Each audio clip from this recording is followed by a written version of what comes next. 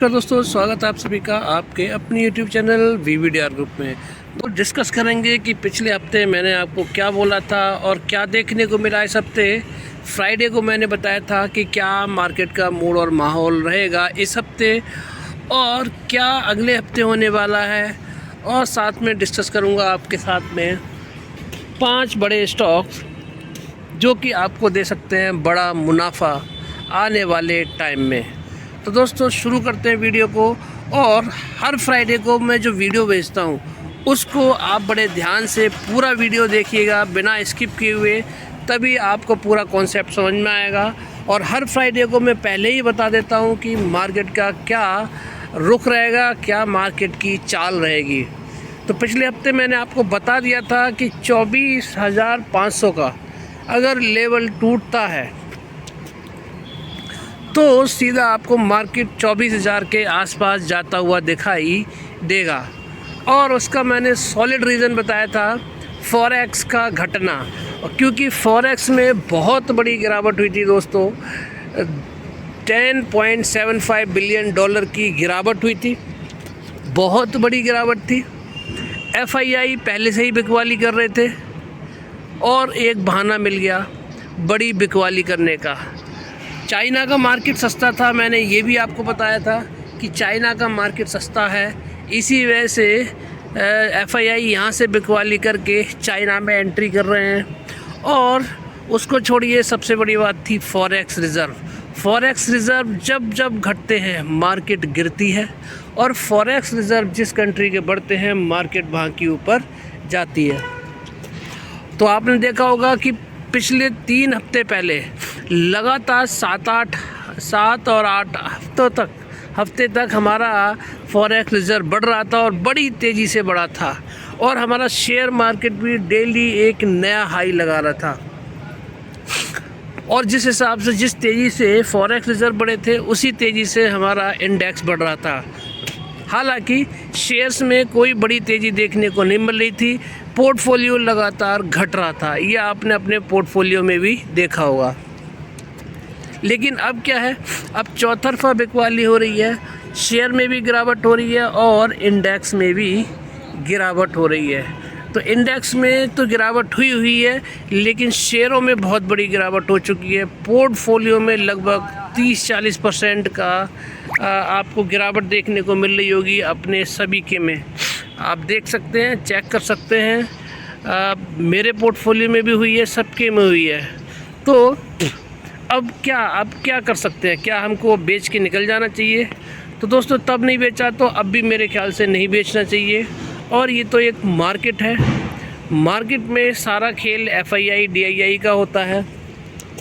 ये मार्केट जहाँ पर अभी खड़ी हुई है इससे और ज़्यादा गिर सकती थी अगर हमारे DII इस मार्केट को नहीं संभालते। तो आप देख रहे होंगे कि FII हमारे लगातार हमारी इंडियन मार्केट से बिकवाली कर रहे हैं, और लगभग अपना जो सारा जितनी भी ख़रीदारी की है वो सब उसको क्लियर करते जा रहे हैं, बेच के ख़त्म करते जा रहे हैं। और आपने देखा होगा कि लगातार बिकवाली कर रहे हैं, तो लगभग उनकी बिकवाली पूरी हो चुकी है। जितनी ख़रीदारी की थी लगभग बिकवाली कर चुके हैं वो। मैंने ये भी बात बताई थी आपको पिछली फ्राइडे की वीडियो में कि उनकी जो ख़रीदारी है वो सारी ख़त्म होने वाली है और जल्दी वो अपना सारा माल बेच चुकेंगे। तो इस हफ्ते लगभग वो अपना बेच ही चुके हैं, और अब जो ख़रीदारी आएगी वो मार्केट को ऊपर की तरफ ले जाना चाहिए। अभी जो मार्केट के क्या हालात हैं वो सारा हम डिस्कस करेंगे। अब मार्केट क्लोज़ होने के बाद, जैसा कि RBI हर हफ्ते फ्राइडे को डेटा पेश करता है, आज भी डाटा मार्केट ने RBI ने डेटा पेश कर दिया है। तो क्या है उस डेटे में निकल के आया है वो हम सारा डिस्कस करेंगे। वीडियो में अंत तक बने रहिएगा। तो फॉरेक्स का डेटा आपकी स्क्रीन पर ऑलरेडी आ चुका है। फॉरेक्स का डेटा आ चुका है, देखेंगे क्या अगले हफ्ते मूड और माहौल रहने वाला है। तो आप देख सकते हैं कि Indian foreign exchange have experienced decline for the third consecutive week, dipping by $2 billion to stand at 688.27 billion as of October 18, according to data shared by RBI on Friday. तो आप देख सकते हैं कि लगातार तीसरे हफ्ते डिप आया है हमारे फॉरेक्स रिजर्व में। इस हफ्ते भी हमारे फॉरेक्स रिजर्व घटे हैं, कितने से, $2 बिलियन से। और पिछले हफ्ते क्या थे हमारे जो डेटा आया था, तो आप देख सकते हैं लगातार 3 हफ्ते की गिरावट के साथ में फिर से गिरावट हुई है $2 बिलियन के साथ में। $690 बिलियन से हम कहाँ आ चुके हैं, $688 बिलियन पर, जो आरबीआई ने आज डेटा पेश किया है। तो आज इस हफ्ते फिर से गिरावट हुई है, और इसका पहले से ही पता था कि इस हफ्ते भी जो फॉरेक्स रिजर्व है वो घट कर आएंगे, क्योंकि डॉलर बहुत तेज था। जितना डॉलर तेज़ी से जाएगा उतना ही फॉरेक्स घटेंगे, रुपया कमज़ोर होगा। तो अभी आपको डॉलर दिखाऊंगा कि कहाँ पहुँच चुका है, और जिसकी वजह से इस हफ्ते भी हमारी मार्केट में गिरावट हुई है फॉरेक्स रिजर्व में। और मुझे लग रहा था कि ज़्यादा गिरावट होगी, हालांकि 2 बिलियन से ही मामला सिमट गया, बहुत अच्छी बात है। तो यहाँ से क्या है, 2 बिलियन की जो गिरावट आई है वो थोड़ा कम प्रेशर मार्केट में लेकर आएगी। तो आप देख सकते हैं यहाँ पर फॉरेक्स रिजर्व विदेशी मुद्रा भंडार $2.1 अरब घटकर $688 अरब पहुँचा। आप देख सकते हैं कि विदेशी मुद्रा भंडार $2.1 अरब घटकर $688 पर पहुंच गया है। पिछले हफ्ते भारत के विदेशी मुद्रा भंडार में गिरावट देखने को मिली। 18 अक्टूबर को ख़त्म हफ्ते में विदेशी मुद्रा भंडार $2.163 अरब घटकर कितना पहुंच गया, 688 पर पहुंच गया है। रिजर्व बैंक ऑफ इंडिया की तरफ से 25 अक्टूबर को जारी आंकड़ों के मुताबिक इससे पिछले हफ्ते विदेशी मुद्रा भंडार में 10.746 यानी कि $10.75 अरब की गिरावट रही थी। बहुत बड़ी गिरावट थी, और ये $690 अरब पर पहुंच गया था। ये हाल के समय में सबसे बड़ी गिरावट थी, और इसका असर पूरी तरह से हमारे शेयर मार्केट पे देखने को मिला। बड़ी गिरावट हमारी शेयर मार्केट में भी हुई। तो इस गिरावट से पहले हफ्ते में विदेशी मुद्रा भंडार $3.709 अरब गिरकर कहाँ पहुँच गया था, 701.176 अरब हो गया। सितंबर के आखिर में विदेशी मुद्रा भंडार कहाँ पहुँच गया था, ऑल टाइम हाई पर पहुँच गया था। 18 अक्टूबर को ख़त्म हफ्ते में फॉरेन करेंसी एसेट्स $3.865 अरब की गिरावट के साथ $598 अरब पर पहुँच गई। फॉरेन करेंसी एसेट्स विदेशी मुद्रा भंडार का अहम कंपोनेंट है, ये आप सबको पता है, हर वीडियो में आपको बताता हूँ। तो आप देख सकते हैं कि पिछले 3 हफ्ते पहले हमने क्या लगाया था, ऑल टाइम हाई लगाया था, और उसके बाद में फिर क्या हुआ, $3 अरब की गिरावट हुई, ये वाली गिरावट हुई, यहाँ पर आ गए। और इसके बाद में 10.75 की गिरावट हुई, 690 पे आ गए, और 690 के बाद में फिर से $2 बिलियन की गिरावट हुई है, कहाँ पर आ गए, $688 बिलियन पर। तो फॉरेन करेंसी एसेट्स के बारे में डॉलर के हिसाब से जानकारी दी जाती है। इसके तहत फॉरेन एक्सचेंज रिजर्व में मौजूद यूरो, पौंड, येन जैसी गैर अमेरिकी नॉन अमेरिकी करेंसीज होती हैं, उनकी मजबूती और कमजोरी के असर को शामिल किया जाता है। संबंधित अवधि में गोल्ड रिजर्व $1.786 मिलियन बढ़कर $67.44 अरब पहुंच गया।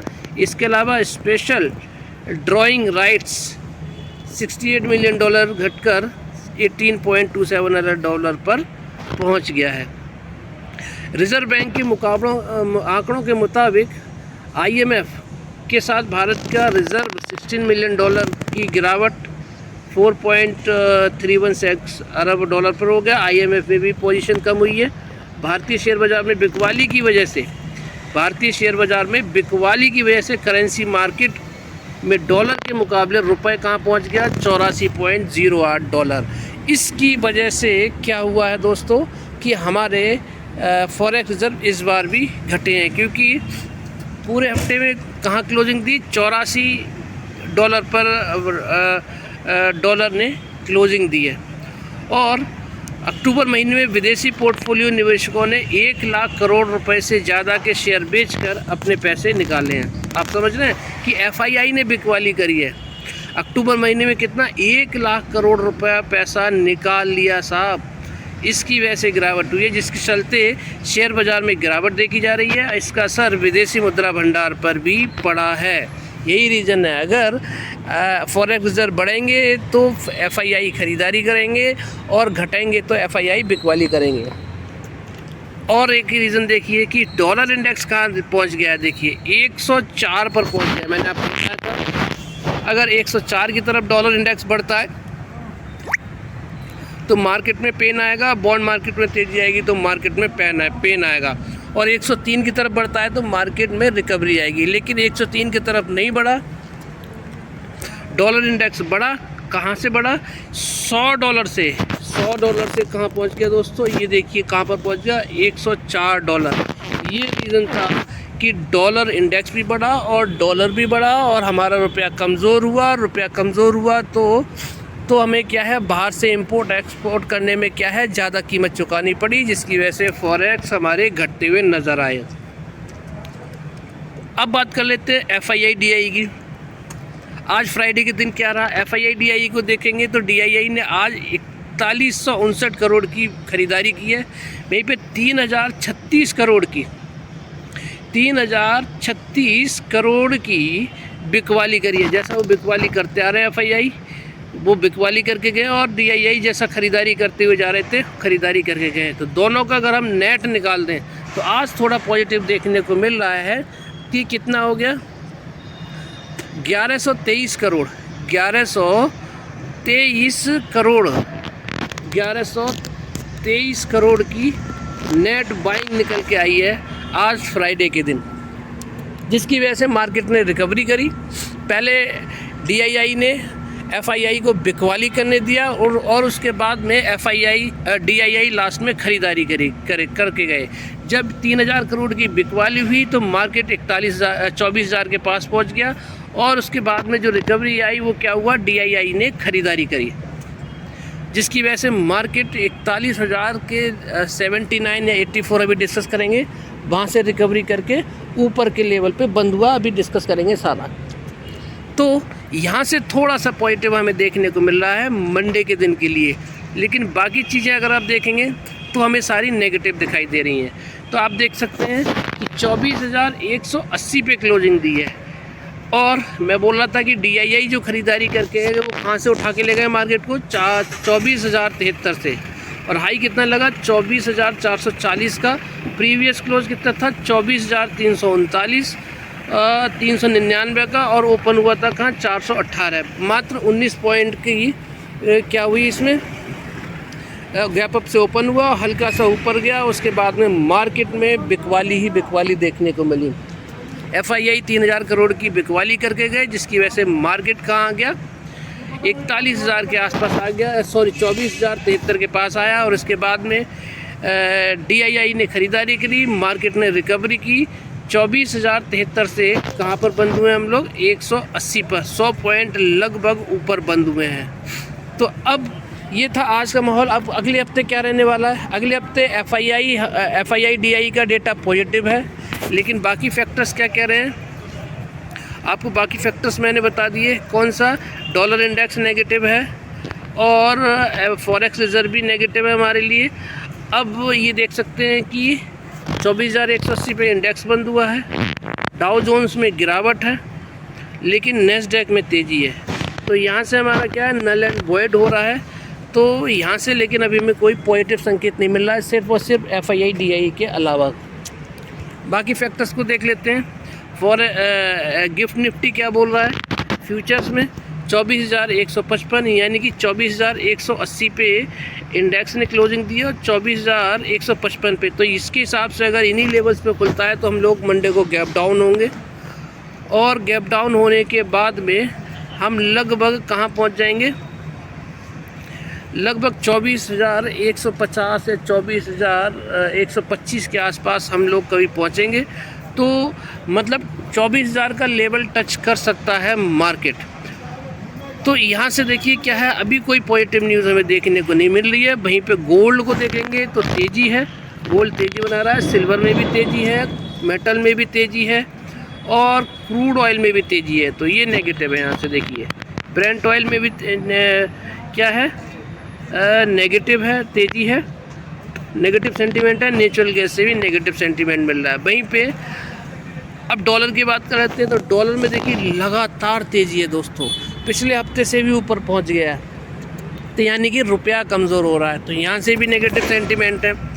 अब बात करते हैं क्रिप्टो करेंसी, तो क्रिप्टो करेंसी से कोई ज़्यादा बड़ा पेन देखने को नहीं मिल रहा है, मामूली गिरावट देखने को मिल रही है। बाकी क्रिप्टो करेंसी 24 घंटे खुला रहता है, सैटरडे संडे भी खुला रहता है, इस पर नज़र बना के रखिएगा। इसके मूड और माहौल से हमें साफ साफ पता चलता रहेगा, अगर इसमें तेज़ी है तो हमारे लिए थोड़ा सा मार्केट में गिरावट कम हो सकती है, रिकवरी हो सकती है। बॉन्ड मार्केट की तरफ अगर हम देखें तो बॉन्ड मार्केट देख लीजिए कितना हो गया है, बॉन्ड मार्केट में फिर से तेज़ी है।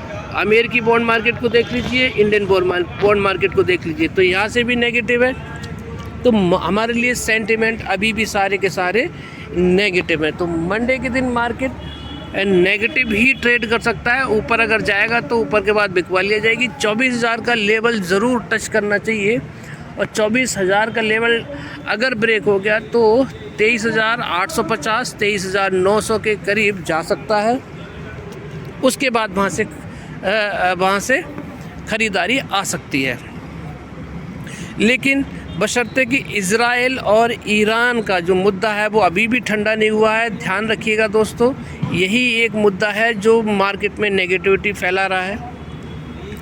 मार्केट अभी भी कमज़ोर है, पूरी तरह से कमज़ोर है, लेकिन शेयर में बहुत मौका मिल गया है। अगर मैं आपको हर वीडियो में बोलता हूँ कि 40-60 वाला फार्मूला जब भी ख़रीदारी करें, 40-60 वाले फार्मूले से ख़रीदारी करें। अब इस गिरावट में उस 40-60 वाले फार्मूले का कितना बेटर यूज़ कर पाते हैं ये आप आइडिया लगा सकते हो, क्योंकि मान लीजिए 100 रुपये आपके पास में, 100 रुपये में से 40 रुपये की ख़रीदारी कर ली और 30-40% की गिरावट के लिए आपने 60% फ़ंड बचा के रखा होता है, तो आप ऐसी गिरावट में आप क्या कर सकते हैं, दोबारा से ख़रीदारी करके जो आप नेगेटिव में पहुंच चुके उसको, उन स्टॉक्स को एवरेज कर सकते हैं। तो जब एवरेज कर लेंगे तो आप बाइंग प्राइस के आसपास 60% फंड से बाइंग प्राइस के आसपास पहुंचते हुए दिखाई देंगे। तो वो 40-60 वाले फार्मूले की ये ताकत है दोस्तों। तो 40-60 वाले फार्मूले से अगर आप सबने इन्वेस्ट किया होगा तो आप बिल्कुल भी पेन में नहीं होंगे। अब बात करते हैं 5 स्टॉक्स की। सबसे पहले बात करेंगे टाटा पावर की। तो टाटा पावर दोस्तों शानदार लेवल पे आ चुका है, फिर से ख़रीदारी वाले जोन में आ चुका है, 422 पे पहुंच चुका है और 494 का हाई लगा चुका है, और 494 के लेवल से ये कहाँ पर आ गया है, 422 पे। अगर इन लेवल से अगर हम देखें तो कितना डिफरेंस हो गया, 94, यानी कि 60, 70, 80 और 80 तो 82 पॉइंट, यानी 82 पॉइंट का यहाँ पर डिफरेंस, नहीं 60, 70, 2 72 पॉइंट नीचे देखने को मिल रहा है अपने लाइफ टाइम हाई से। तो जब जिस दिन भी ये 494 का हाई तोड़ेगा उस दिन उसमें आप 494 में 72 रुपये आप जोड़ लीजिए, वो इसका टारगेट प्राइस बन जाएगा। लगभग 9 और 7 16, यानी कि 570 रुपये का टारगेट अब इसमें निकल के आ रहा है। जिस दिन भी ये दोस्तों 494 का लेवल तोड़ेगा आपको 570 के आसपास जाता हुआ दिखाई देगा इसका टारगेट। तो इसीलिए अब ख़रीदारी का टाइम आ चुका है। इन स्टॉक में अगर 410 या फिर 405 के आसपास कहीं पे भी अगर आपको स्टॉक देखने को मिल जाता है तो आप ख़रीदारी करके बैठ जाइए एक लंबे नज़रिए के साथ में।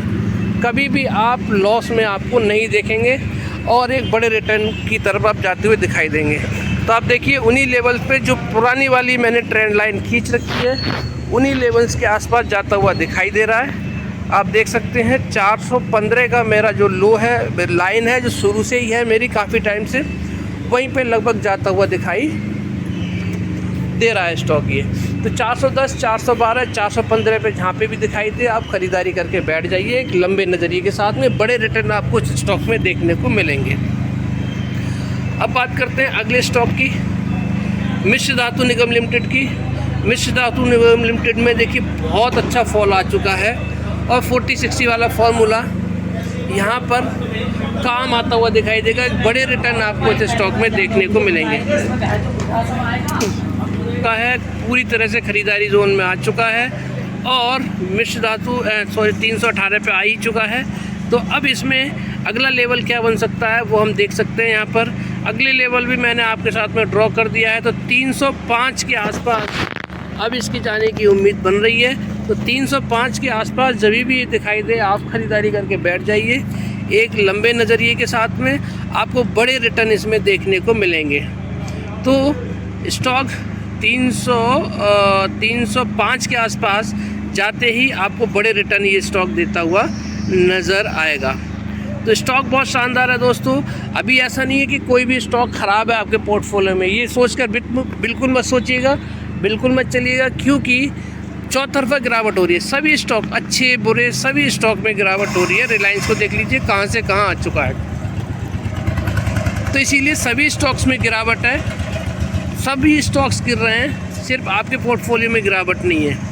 मार्केट में कोई कमी नहीं है, मार्केट कमज़ोर है, आपके स्टॉक्स में कमी नहीं है, मार्केट कमज़ोर है। ये देखिए IRFC अगला स्टॉक देखिए कहाँ आ चुका है, 134 रुपये पे आ चुका है और उन्हीं लेवल्स पे आ चुका है। कहाँ पर, ये देखिए जहाँ से इसने तेज़ी पकड़ी थी, यानी कि ये 134 पे है। और इसके बाद में अगला ब्रेकडाउन अगर आएगा तो कहाँ आएगा, 116 तक आ सकता है। और 116 पर आते ही दोस्तों आंख बंद करके ख़रीदारी कर लीजिएगा, बड़े रिटर्न इस स्टॉक में देखने को मिलेंगे। तो ये IRFC में स्टॉक में कोई कमी नहीं है। मैं फिर आपको बोल रहा हूँ दोस्तों, सिर्फ FII DII का खेल है। जिसने प्रॉफिट बुक नहीं किया वो फंस गया। तो इसीलिए ध्यान रखिएगा, शेयर मार्केट का रूल यही है कि अगर आप प्रॉफिट में तो प्रॉफिट साथ साथ बुक करते चलिए।